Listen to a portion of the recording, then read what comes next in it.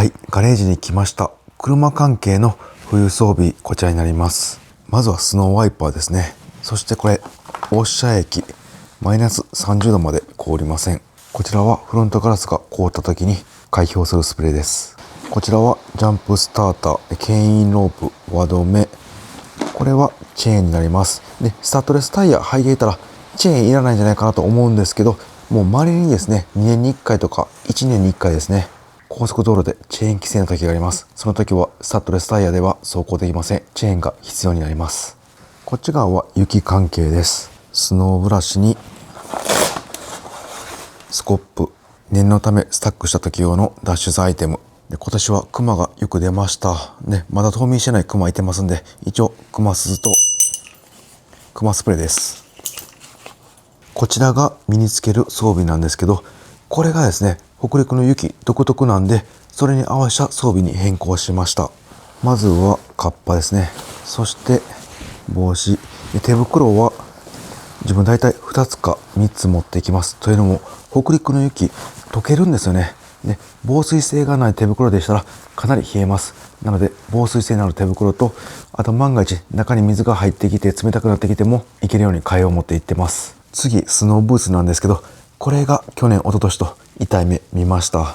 普通こういったスノーブーツ、北海道とかもよく売ってるやつなんですけど、これ意外と水入ってくるんですよね。なのでこういった完全にも水が入らないスノーブーツが必要になってきます。北海道とかだったら雪が溶けないんで、こういった撥水性ある靴だけで大丈夫なんですけど、北陸はもう濡れちゃうんで、防水性が重要になってきます。で、その濡れた水っていうのがまた氷点下で凍ったりするので厄介です。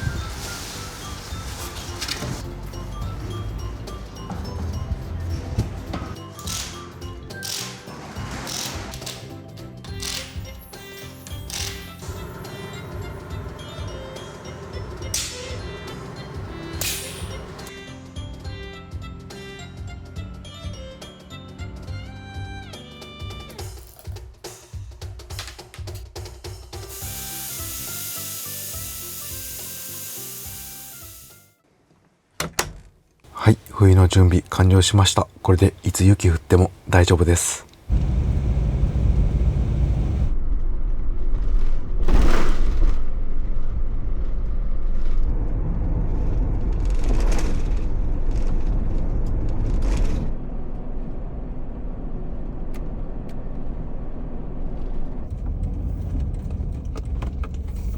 今、長野県の一番北にあるコンビニにいます。もうすぐ新潟県というところです。今回ここ長野県からさらに北に向かい、北陸北信越冬の車中生活予定です。今日の夜から雪降る可能性あります。交通規制も考えてコンビニで食料を買って備えます。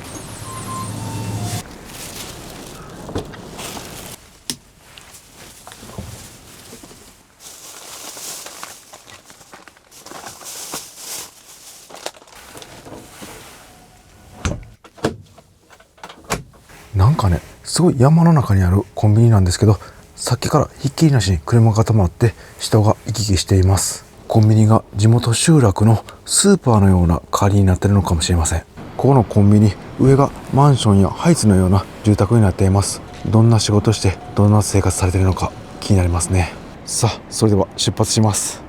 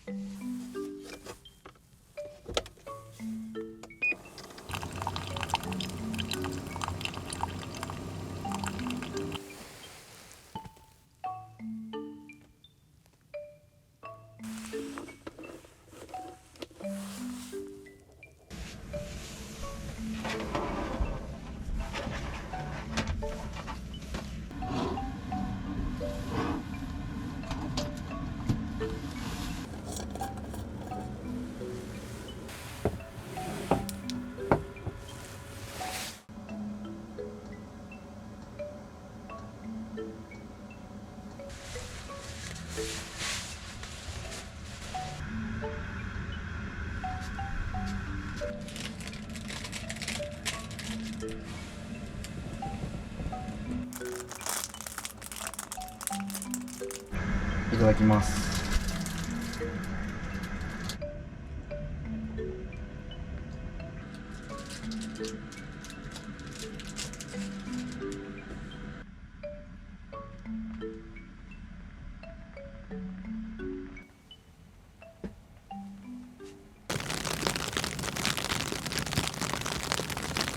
このキャンドルウォーマー、消費電力なんですけど、だいたい 30W ぐらいでした。これで明るさも調整できます。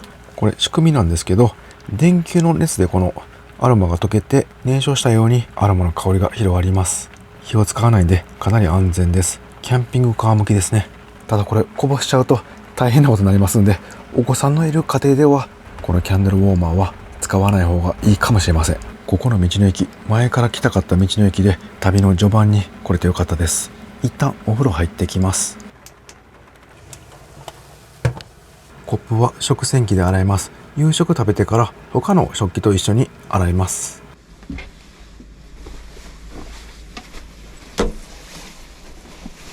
それではこのお風呂セット持っていきます。なんかちょっと気になることがありました。先ほどのコンビニで視聴者様とお会いしてここの温泉の話したんですけど、なんか冬やってないとおっしゃってました。ちょっと嫌な予感します。一旦見に行ってみます。うわ、真っ暗。あれ、これもう終わってますね。完全にライト消すと真っ暗です。雨から雪に変わってきてます。これは明日の朝積もってそうです。ちょっとクマスプレー一応持ってきたんですけど、これはかなり怖いですね。横山なんでいつ出てきてもおかしくない状態です。これはホラーすぎますね。ちょっと怖いんですけど行ってみます。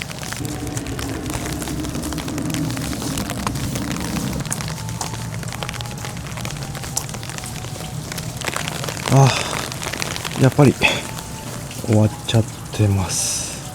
いや、まさかこんなに真っ暗な道の駅と思ってませんでした。向こうの方がトイレあるんで街灯あるんですけど、自分が止めた方はもう街灯ありません。あ、これより先は21時以降駐車ダメなようです。こっち側は夜駐車ダメなんですね。どうしましょうか。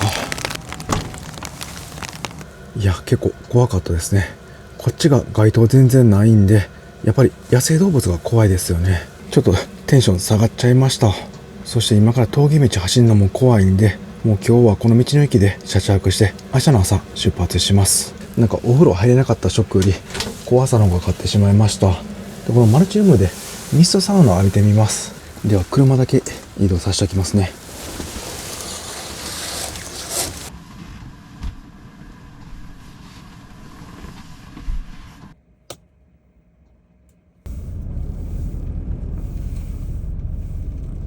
あ、車のライトがあると結構雪が降っているのがわかります。ただまだ地面は積もってないですね。じゃあこっちの街灯ある方にしておきます。やっぱり街灯あるって安心しますね。何台か他の車も休憩されてますんで、今日はここで車中泊します。トイレは結構離れてますんで、今日はもう車内のトイレ使います。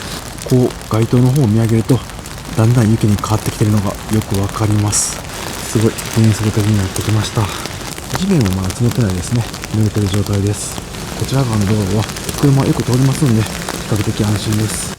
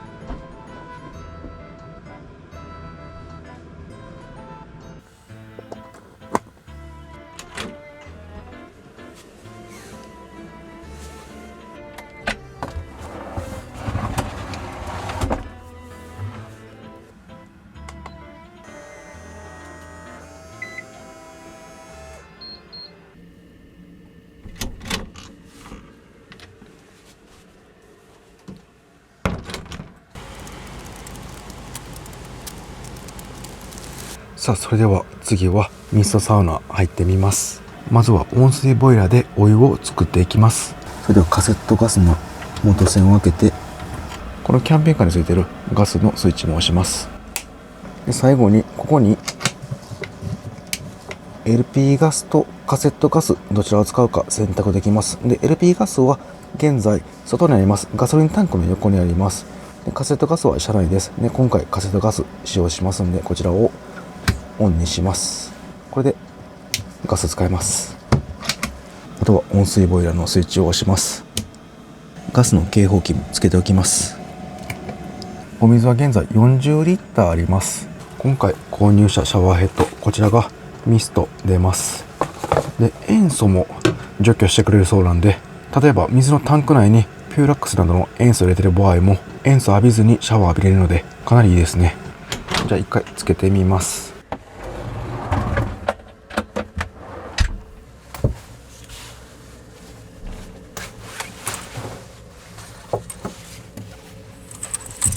このサードシートの下に生活用水タンクが入ってるんですけど、この中にですねオゾンファインバブルの装置入れました。ここのスイッチを押すとオゾンが充満されます。すごい微量なオゾンで人体には影響ないそうです。そしてファインバブルと組み合わせることによってボディーソープなどなしでも汗を洗い流せるということなんで、今回ボディーソープなしで浴びてみます。まずはこのシャワーヘッド取り付けれるか試してみます。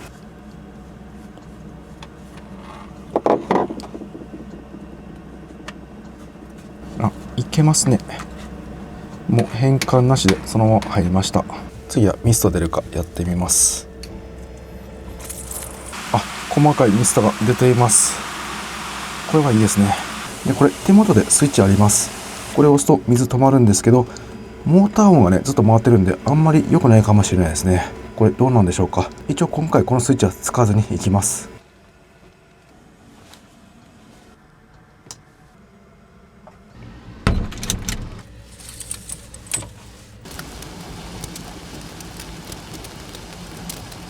いや気持ちよかったです。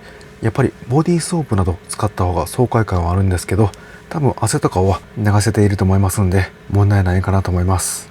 キャンピングカー内でミストサウナ初めて浴びたんですけど結構良かったですよ。いつもより温度を高めにしてミスト浴びてました。で近かったらですね結構シャワーっぽいっていうんですかね、なんか水がかかってる感じなんですけど、離れると本当に霧のような感じでミストサウナでした。ただこのシャワーとの距離がそんなにやっぱ取れないんで、もうこれ狭いマルチルームなんで仕方ないんですけど、もうちょっと広かったらミストを全身に浴びれそうです。でも温度が高いミストだったんでしっかり体温まりました。結構水使っちゃったかもしれません。で今こんな感じでエアフィーターで乾かしてます。もうこのまましばらく放置しておきます。もうすぐしたら乾いてトイレも使えると思います。長めにミストを浴びてしまったんで水かなり使っちゃいました。今25リッターのとこなんで40リッターから約15リッター水使いました。いつもだいたい10いかないぐらいです。後で食洗機でお水結構使えますんで、このろ過装置作動させて汚水タンクの水をろ過してきれいにしてもらって生活用水タンクを増やしたいと思います。いやーしかし FF ヒーターつけてるとすごい乾燥するんで、もうこれドライヤー使わなくても自分髪の毛乾いてきました。現在の湿度は 45% です。加湿器炊いておきます。結構降ってきましたね。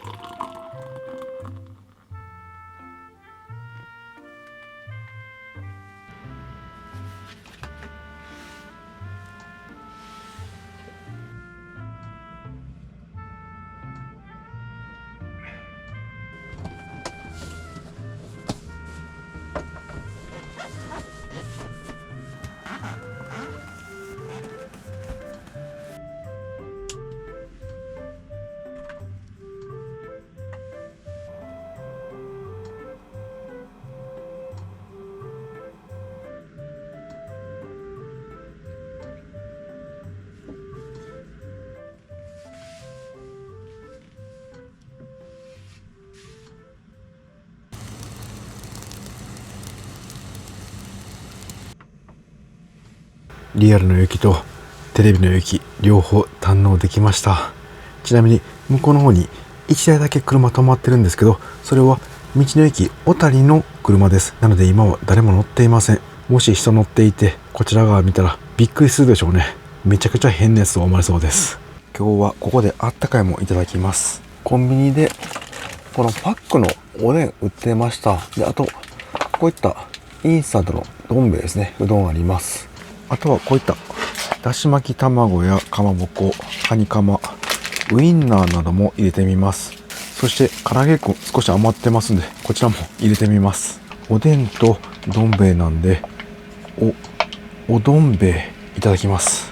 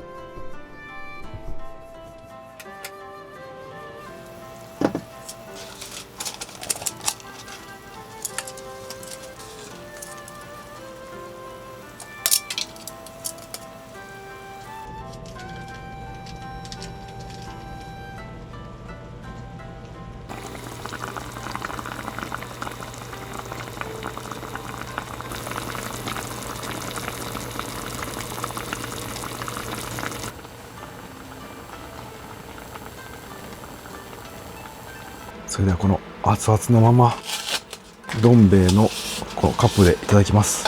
からしも塗ります。それではいただきます。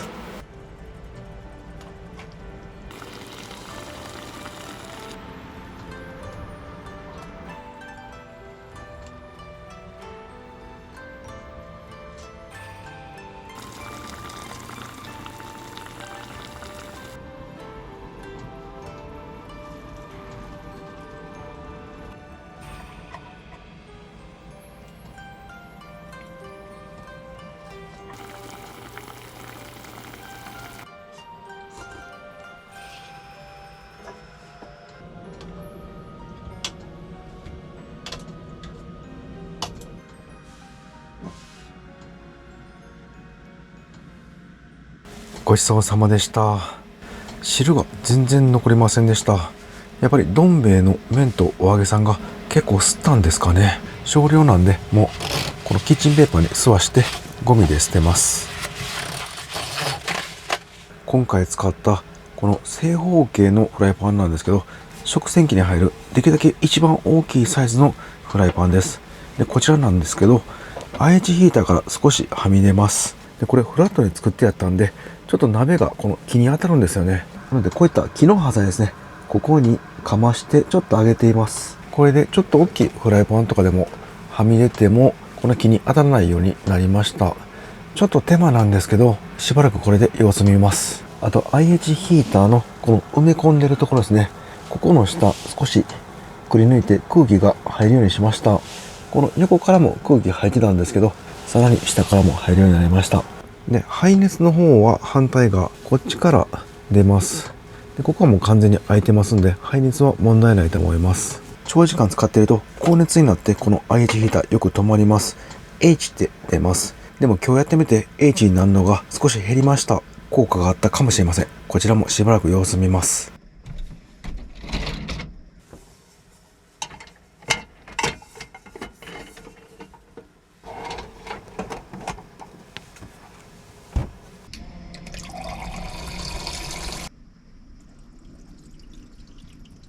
はい、じゃああとは洗剤入れてスピードモード約29分で洗います。食洗機でお水約 3.2 リッター使用しました。なので現在20リッターちょっとでもう結構なくなってきましたんで、ろ過装置使います。ろ過装置はこのコンセントに挿して使用します。これで食洗機を洗ったお水ですね、汚いお水もろ過してまたきれいなお水になって使用できます。はい、きれいになりました。今回ゴミのシステムなんですけど、このちっちゃいゴミ袋にまずは溜めていって、でいっぱいになったらこの大きいゴミ箱に移動しています。今回野生動物クマとか出る可能性ありますんで、もう外部のゴミ箱収納には置かずに車内で完結しています。でどうしてもこれただのビニール袋なんで匂いがします。なので生ゴミなど匂いしそうな時はこういった防臭袋、これ全く匂いしませんので、こういったものを入れて、でこっち側に入れています。で缶瓶はここに入れています。で今回もう1種類ですね、これラップボンサニー用のトイレ用のゴミ箱です。これかなり良かったんですけど、今ちょっと検証してますんで、もうちょっと確かめてから紹介したいと思います。もうしばらく食洗機とろ過装置時間かかりますんで、こちらでテレビと景色堪能しながらゆっくり過ごします。で食洗機とろ過装置終わったら歯磨きして寝る準備していきます。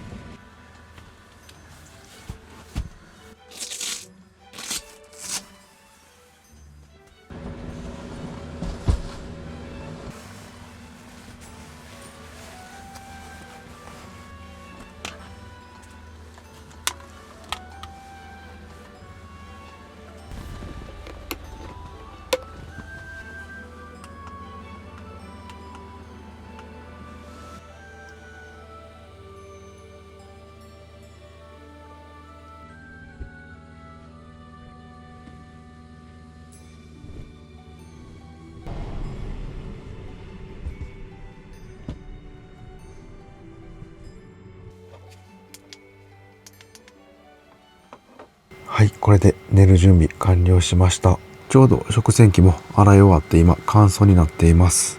ろ過装置も動き止まっています。もうろ過完了しますね。42、3リッターですかね。最初に戻っています。じゃあ電気暗くしてこのランタンの光でゆっくり眠ります。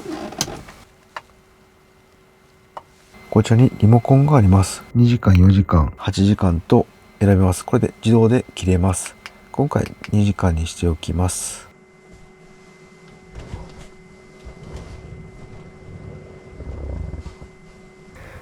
かなりあったかいです。この電気毛布の上に毛布を置いて、その上に乗ってるんであんまりぬくさ感じないかなと思ったんですけど、結構いい感じであったかいです。40ワット消費ということで、8時間とか寝ちゃうと結構な消費電力になります。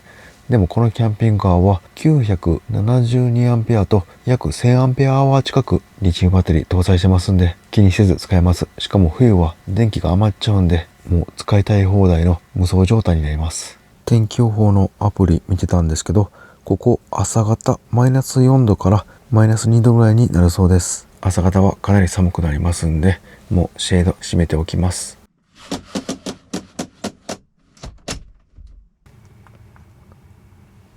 やっぱりいいですね。なんか LED ではなくて本物のランプ、ハロゲンランプついてますんで、明るくて、そしてとても柔らかい光です。消費電力は高いデメリットあるんですけど、こういった空間では雰囲気がめちゃくちゃ良くなりますね。これはぐっすり眠れそうです。明日どんな景色なんでしょうか。それではおやすみなさい。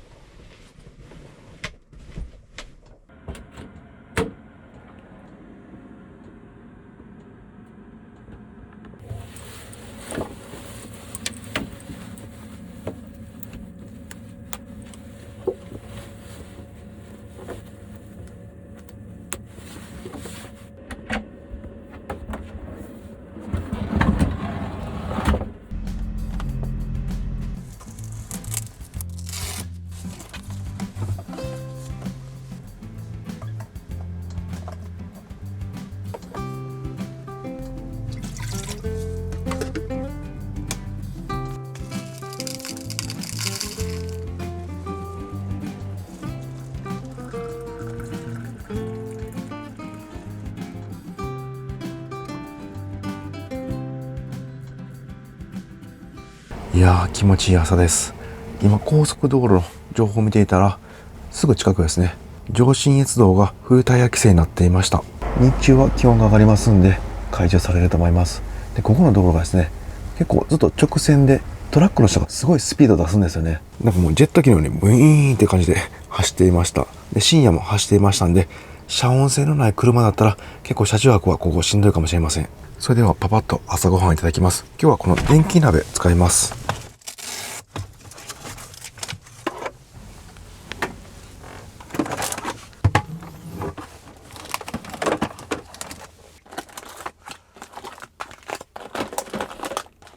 昨日コンビニで購入したこの電子で温めるだけの鮭とレトルトパックのご飯があります。こちらで疑似炊き込みご飯作ってみます。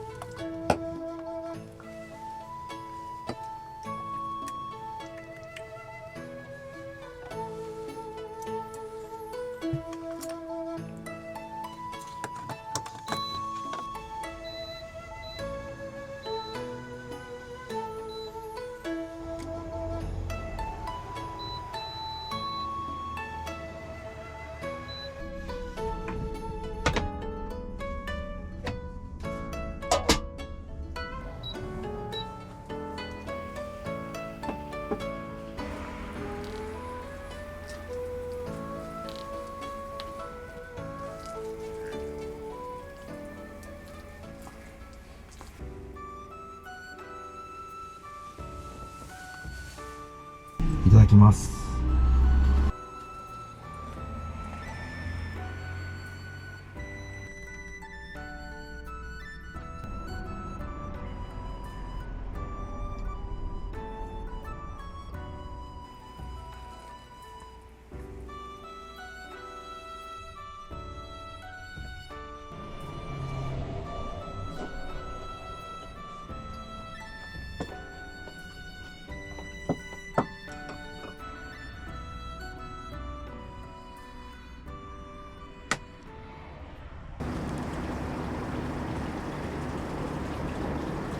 ごちそうさまでした。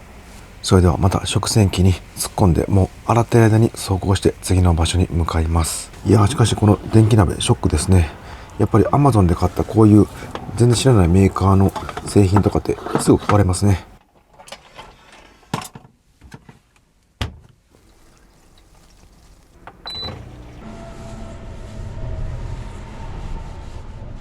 ここからまっすぐ走っていくともうすぐ新潟になります。で、これからですね、さらに北の方を目指していきます。そして昨日ですね、視聴者様にお会いして話聞いた時に、この辺やっぱり温泉が多いみたいで、なんか人が多いらしいです。山の中のもう絶景の露天風呂や無人の温泉もあるみたいですが、さすがにちょっと山の中は熊が出ますんで、もうこの近く、この道路まっすぐ行ったところに集落があって、そこに姫川温泉という知る人ぞ知るという温泉があるようなんで寄りたいと思います。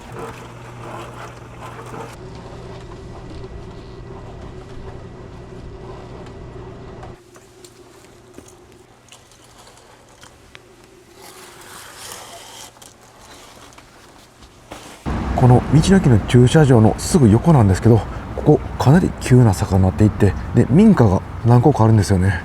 真冬はかなり雪深くなる地域なんですけど、ここ車で上がるの結構しんどいですよね。さすが地元の方です。一元さんは絶対に登れないと思います。もう道の駅空いてるかもしれませんので、空いていたら何かお土産買っていきます。あれ、本日休館日、まだ営業されてないんじゃなくて今日休館日なんですね。やってないです。ここのコーヒー美味しいんで飲みたかったんですけど、もう先を急ぎます。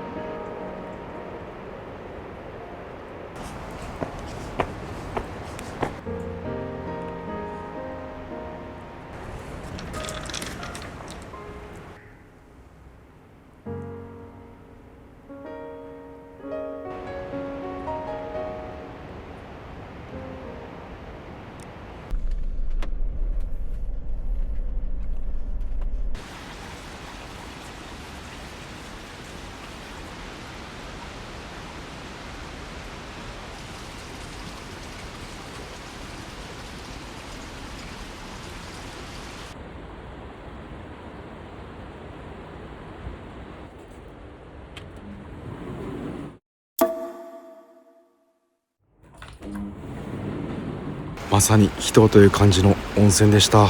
絶景はもちろんなんですが、温室が最高でした。宇宙一つだけと広くはないんですが、源泉かけ流しですごい高温でした。42度なんですけど、トロトロの温泉なんで全然熱く感じなく、肌触りもよく入ることができました。もう体ポカポカです。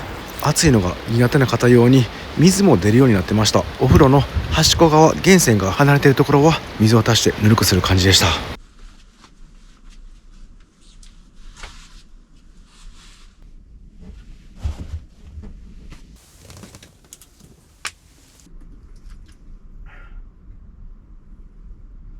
ここの椅子の横なんですけど、ペットボトル3つちょうど入りました。なんでバンドで留めています。あと今回車関係でいろいろ持ってきています。これかなり良かったです。電動空気入れなんですけど、カムロードでも問題なく入りました。これも設定したら自動でウィーンって入ってくれます。何回か使ったんですけどね、ちゃんと入ってくれました。かなりいいです。というのもですね、気温が下がってくると空気圧が下がってきます。あと長い旅中だったら空気圧が変化することよくあるんですよね。その時にすぐ対応できるように持ってきました。